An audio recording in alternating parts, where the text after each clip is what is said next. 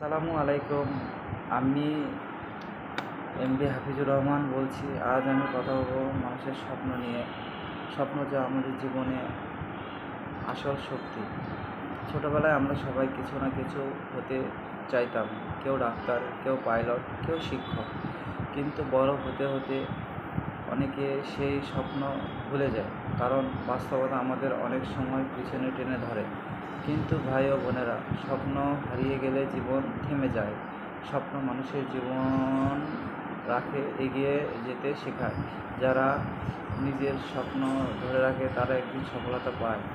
আমি এমন অনেক মানুষকে দেখেছি কিংবা আমি জেনেছি যারা অনেক কষ্টের মাঝে স্বপ্ন দেখে, দিনের দিনের পর দিন কাজ করছে। তারা হয়তো রাতের খাবারটাও খায় না, পড়াশোনা করছে, তবুও স্বপ্ন ছাড়েনি। আজ তারা সফলতার একদম চূড়ায় পৌঁছে গিয়েছে।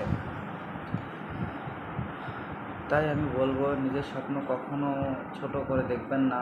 আপনি যা যা হতে চান সেটাই অবশ্যই হতে পারবেন, যদি মনে থাকে বিশ্বাস, চেষ্টা এবং ধৈর্য।